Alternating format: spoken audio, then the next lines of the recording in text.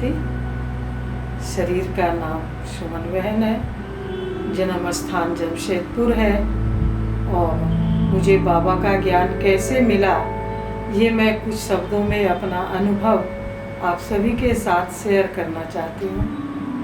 मुझे बचपन से ही भक्ति के संस्कार थे। पूजा पाठ, जप तप आदि व्रत नियम, ये सारी बातें बचपन से ही मुझ में थी। और हमारे घर के पास में एक माता जी थी, उनके यहाँ सत्संग होता था। मैं उनके यहाँ सत्संग कराने, भागवत की कथा करने जाया करती थी। वहीं पर ब्रह्मा कुमारी बहनों से मेरा परिचय हुआ और ब्रह्मा कुमारी बहनें भी कुछ अपना ज्ञान की बातें वहाँ सुनाया करती थी। मैं सत्संग कराने के बाद वहाँ से आ जाती थी। एक दिन मैंने सोचा कि ये क्या बताती है, ज़रा मैं भी सुनूं। तो मैं वहाँ सुनी उन लोगों की बातें।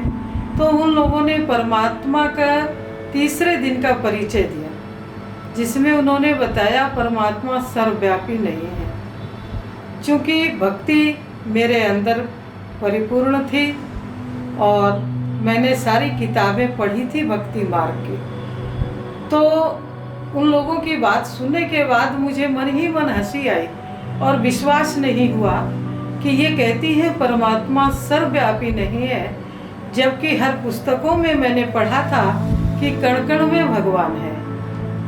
तो मुझे अंदर ही अंदर हंसी आती थी कि ये लोग कहती है किसी में भगवान नहीं है, तो क्या इन्हीं में भगवान है।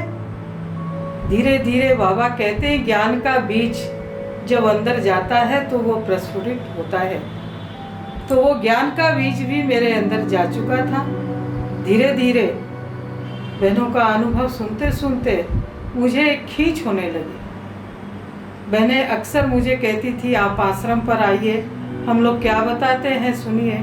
तो अचानक मैं एक दिन आश्रम पर चली गई। वहाँ बहनों से मेरा परिचय हुआ।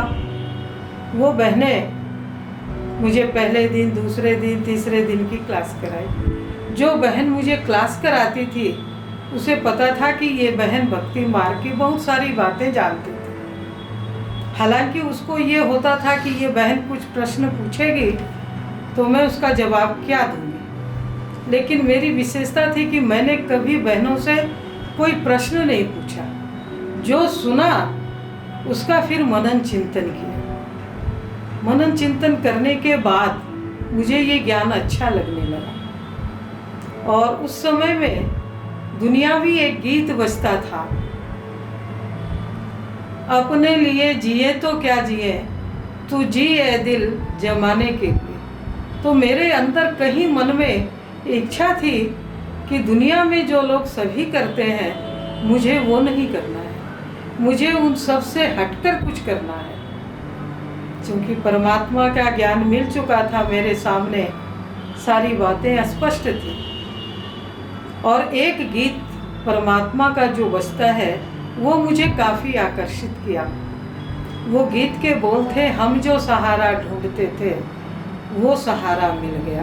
क्योंकि भक्ति मार्ग की भटकन बहुत थी, बहुत पूजा पाठ किए, तो वो गीत सुनकर के लगता था कि आत्मा तृप्त हो गई। और जब 7वें दिन की क्लास हुई, योग के बारे में पता चला, तो जब मैं योग में बैठती थी तो मुझे बाबा के दृष्टि बहुत अच्छी लगती थी। बाबा के नयन मुझे अपनी तरफ खींचते थे। और जब ज्ञान में चली तो घर वालों के, परिवार वालों के विघ्न भी आए। उस समय में लोग कहते थे यदि शादी विवाह नहीं करोगे तो दुनिया वाले क्या कहेंगे। वो लोग तरह तरह के तर्क देते थे कि देवी देवताओं ने भी विवाह किया तो विवाह के बाद भी ये सारे काम हो सकते हैं।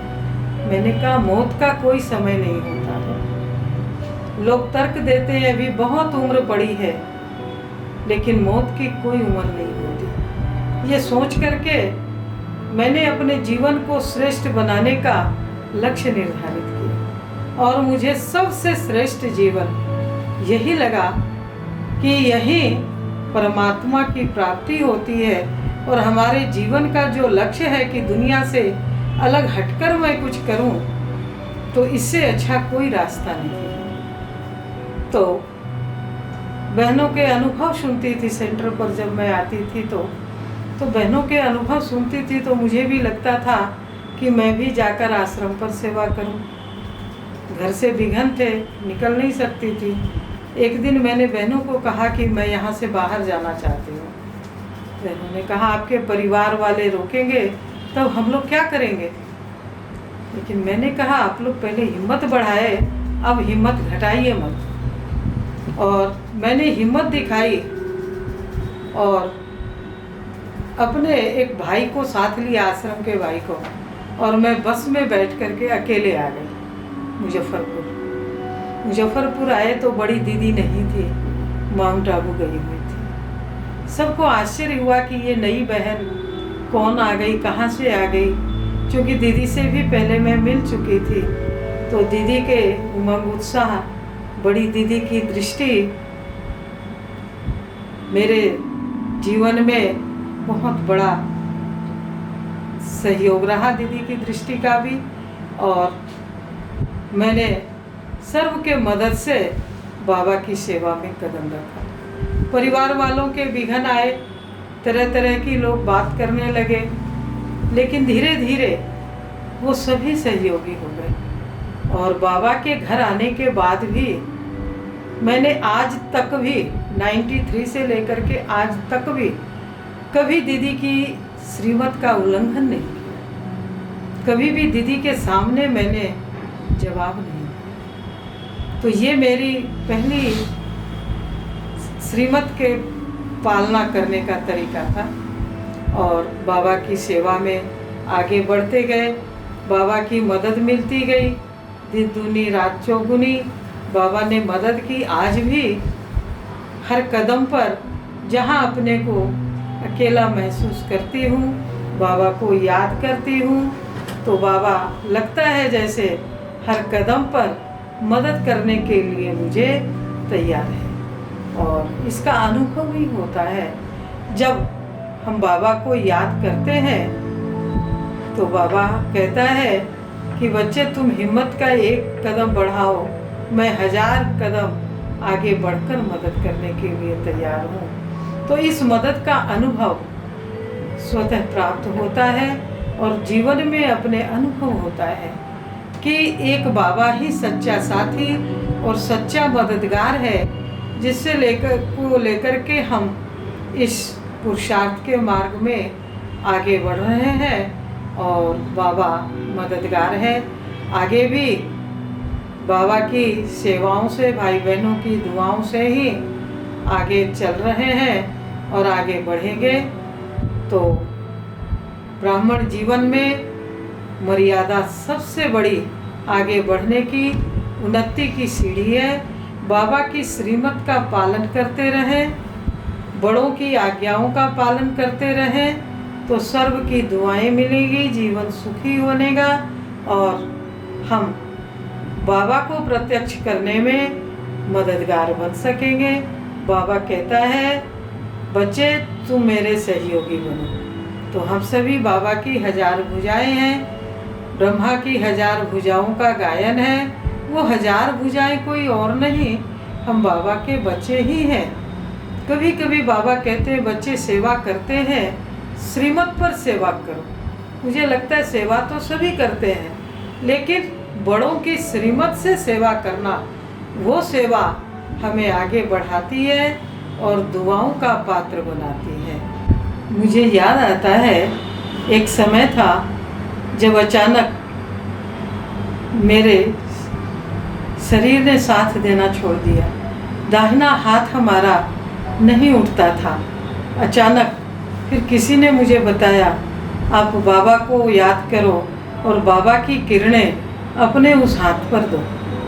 तो जनवरी का महीना था और हमने संकल्प किया कि पूरे मास मैं बाबा को अमृत वेला एकदम पावरफुल योग याद करूँगी। तो रोज मैं जब योग में बैठती थी तो अपने उस हाथ पर दृष्टि देती थी, बाबा की किरणें पड़ती थी और मुझे अनुभव होता था कि मेरा हाथ ठीक होते जा रहा है, ठीक होते जा रहा है, पूरा हाथ उठ रहा है ऊपर और धीरे धीरे धीरे धीरे अनुभव किया कि मेरा दाहिना हाथ पूरा उठने लगा। और भी बाबा की ऐसी मदद मुझे मिली। कई बार सेवाओं में हम अकेले होते हैं, साथ में भाई बहन जो होते हैं वो भी कुछ मदद करते हैं, कुछ नहीं कर पाते हैं। वैसे समय में एक बार की बात है कि शिवरात्रि पर मैंने झांकी निकालने का प्रोग्राम बनाया और ट्रक वगैरह मिलने की बात हुई, फाइनल हो गई और पहले दिन ही सुबह कैंसिल हो गया। बोले ट्रक बिजी हो गया, अब नहीं आ पाएगा। मैंने बाबा को बहुत याद किया, बाबा अब क्या होगा। सारे शहर में ये प्रचार हो गया कि झांकी निकलेगी और साधन नहीं है, अब आप ही जो करोगे वो होगा, मेरे बस की बात। मैंने बाबा को याद किया, बाबा इज्जत जाएगी तो भी आपकी और बचेगी तो भी आपकी। मैंने बाबा को बहुत प्यार से याद किया और देखा शाम तक एक भाई आया, उसको बाबा ने मेरे पास भेजा। उसके पास ट्रैक्टर था। मैंने उनसे बात किया कि आपके पास ट्रैक्टर है। वो भाई के पास 3 ट्रैक्टर था। बोला दीदी आपके पास रात में 10 बजे तीनों ट्रैक्टर आ जाएगा। और तीनों ट्रैक्टर में झांकी सजी शिवरात्रि की और इतनी अच्छी झांकी निकली। सभी को आश्चर्य लगा कि देखो बाबा कैसे सेवा में समय पर मदद करता है। सेवा बाबा की है और बाबा खुद अपनी सेवाओं में बच्चों का साथी बन करके, मददगार बन करके बच्चों की मदद करता है। तो हम सभी जितनी प्यार से बाबा को याद करेंगे, बाबा हमारी मदद के लिए बंधा हुआ है। और एक बार का अनुभव है कि मुझे मधुबन जाना था और टाइफाइड हो गया। डॉक्टर ने मुझे जाने से मना कर दिया। सफ़र में बड़ी दीदी ने कहा अब आप दूसरे टर्न में जाना। जब दूसरा टर्न आया तो मैं सेवा केंद्र पर थी। एक बहन के द्वारा पता चला कि इस टर्न में कुछ भाई बहन जा रहे हैं बाबा से मिलने। मैं नई नई ही आई थी सेंटर पर, तो मैंने उस बहन को कहा दीदी ने मुझे कहा था आगे बार जब कोई जाएगा तो आप जाना, तो मेरी टिकट नहीं बनी। उस बहन ने कहा आपकी तो नहीं बनी। मैं अमृत वेले बाबा के पास गई और बाबा से मैंने बातें की। आंखों से पानी बहने लगा कि बाबा आप कहते हो मैं सभी बच्चों का पिता हूँ, तो क्या पिता अपने बच्चों से इतना दूर रह सकता है? और जब बाप और बच्चे में इतनी दूरी हो तो फिर बाप और बच्चे किस काम के? मुझे यदि आपको बुलाना है तो मैं इसी डेट में आपसे मिलने आऊँगी और नहीं तो मैं नहीं रहूँगी आश्रम पर। और बाबा का सहयोग देखिए, मैं वहाँ से दूसरे सेंटर पर आई और दीदी गई। दीदी वहाँ से मेरे से मिल कर के फिर दूसरे सेवा केंद्र पर जाना था दीदी को।